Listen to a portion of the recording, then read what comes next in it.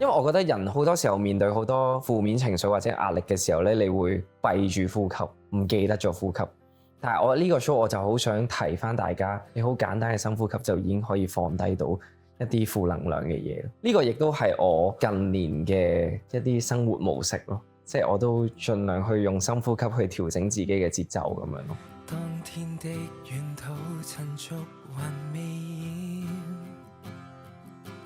拉杯轉數圈，看曲線在變。其實我近呢一年啦嘅歌就會比較距離感會比較近啲，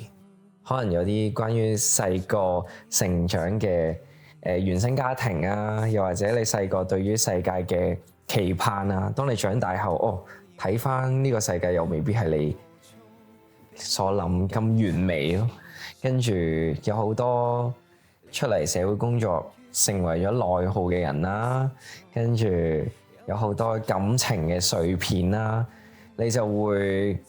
去諗自己經歷過嘅嘢，去令到自己點樣成長又或進步。咁所以今次呢個 show 呢，其實我覺得係一個實驗品嚟嘅。入場嘅觀眾呢，都好似一個實驗咁樣，即係同我一齊去經歷一啲痛啦，打碎咗自己之後，再慢慢去重生，再修復之後再重生嘅一個過程咯。棘手的切邊磨滑成大氣。今次 The Shape of Breathing 呢個名咧係來自 The Shape of Water，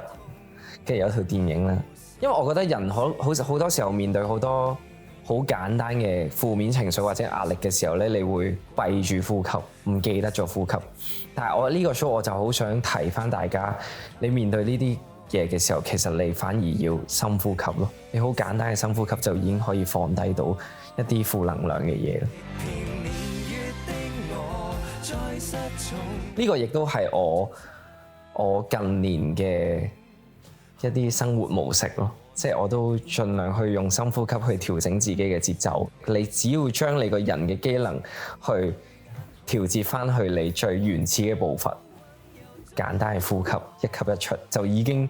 可以出到一個好自然嘅自己嘅聲音嘅感覺。咁所以係咯，係今次嘅呼吸就係有少少將我一路以嚟學到嘅嘢啊，用翻喺呢個 show 度。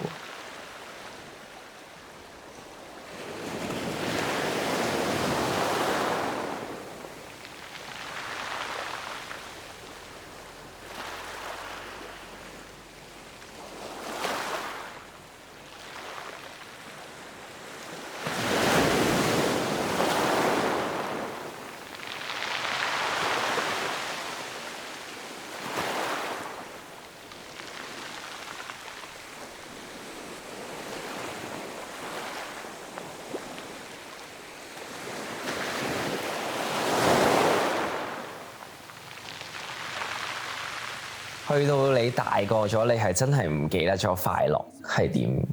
即係我今年做咗首歌，我自己好中意嘅，就係叫《大人之後》啦，就係講你去到大個咗，反而因為知識就會令到大人唔記得咗最純粹嗰種快樂咯。我好想話俾大家聽，你只要變翻做一個小朋友去睇翻呢個世界咧，我覺得就唔會有咁多你所謂嘅顧慮，而你都會勇敢啲，同埋你會唔怕跌唔怕痛多啲咯。因為你細個你唔知咩叫熱水壺摸落去，你會好勇敢噶嘛。咁但係而家你大個咗，你痛喎，唔好摸啦咁樣咯。咁我覺得帶住呢個好奇心去繼續發掘世界係好需要，即係作為一個大人都好需要嘅一樣嘢咯。怪獸讓我將童年到底。你要去接受，去擁抱碎片係一件好難嘅事。你要去將呢啲碎片去執翻，之後再重新修補翻，去再成為一件全新嘅 piece。我覺得呢個 step 都唔容易。咁所以我今次呢個 show 咧，我就覺得每一個